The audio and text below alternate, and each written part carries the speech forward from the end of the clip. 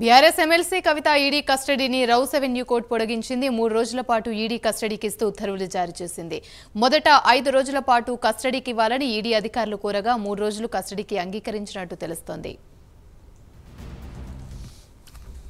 फर्जी केस है, गलत केस है, इलीगल अरेस्ट है, हम कोर्ट में लड़ेंगे।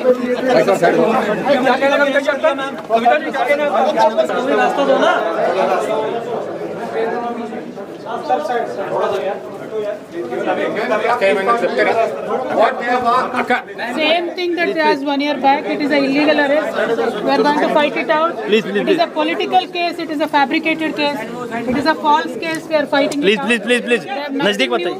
They are asking the same thing again and again. There is nothing new. Please.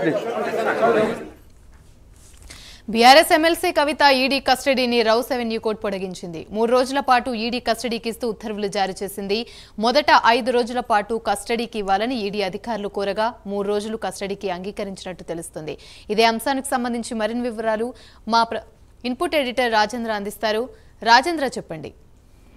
ఇవాళ ప్రధానంగా ఢిల్లీ లిక్కర్ స్కామ్ కేసులో ఎమ్మెల్సీ కవితను ఇప్పటికే ఈడీ అధికారులు అరెస్ట్ చేసిన నేపథ్యంలో గతంలో ఈడీ కోర్టు ఆమెకు 7 రోజుల కస్టడీకి ఈడీకి అధికారులకు ఇచ్చారు. ఇవాళ 7 రోజుల కస్టడీ ముగియడంతో తిరిగి రౌస్ అవెన్యూ కోర్టులో కవితను హాజరుపరిచారు. ఈ కోర్టులో ఇవాళ రౌస్ అవెన్యూ కోర్టులో ఇరు పక్షాలు అటు ఈడీ తరఫున న్యాయవాదులు ఇటు కవిత తరఫున న్యాయవాదులు ఇరువురుగా వాదోపవాదం జరిగే. ప్రధానంగా ఈడీ అధికారుల తరఫున న్యాయవాదులు ఇప్పటికే 7 రోజుల కస్టడీ ముగిసింది. అనేక ప్రశ్నలకు సమాధానం ఇవ్వకుండా మౌనంగా ఉంటున్నారు. దీనికి సంబంధించి ఆమెకు సంబంధించిన ఫోన్ కూడా ఇప్పటికే సమాచారాన్ని సేకరించి దాంట్లో డేటాను ఇప్పటికే తొలగించారు. దానికి సంబంధించిన విచారణ జరుగుతుంది. మరోవైపు కవిత మేనలుడి ఇంట్లో హైదరాబాద్ లో ఇప్పటికీ సోదాలు జరుగుతున్నాయి. దానికి సంబంధించిన వ్యాపార లావాదేవీలు అంశాలు మొత్తం కూడా కవితను అడిగినట్లు కూడా వాళ్ళు తమ వాదనలో వినిపించారు. దీనికి సంబంధించి పూర్తి సమాచారం కూడా తెలవాల్సింది.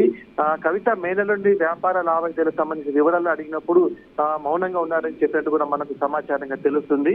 ఇంకా అనేక అంశాలు విచారణ చేయాల్సి ఉంది. ఇప్పటికే మరోవైపు ఢిల్లీ ముఖ్యమంత్రి కేజ్రీవాల్ ని అదేవిధంగా మహేంద్రుని ఇప్పటికే అరెస్ట్ చేసిన నేపథ్యంలో వారిచ్చిన సమాచారంతో కలిపి వారికి ఉన్నటువంటి వ్యాపార లావాదేవీలు కూడా ఇంకా ప్రశ్నించాల్సి ఉన్నందున మరొక 5 రోజులు కస్టడీకి పొడిగించాలని చెప్పేసి ఈడీ తరఫున న్యాయవాదులు ఈడీ కోర్టులో తమ వాదన వినిపించారు. అయితే మరోవైపు కవిత తరఫు న్యాయవాదులు ఇప్పటికే 7 రోజుల కస్టడీ ముగిసింది.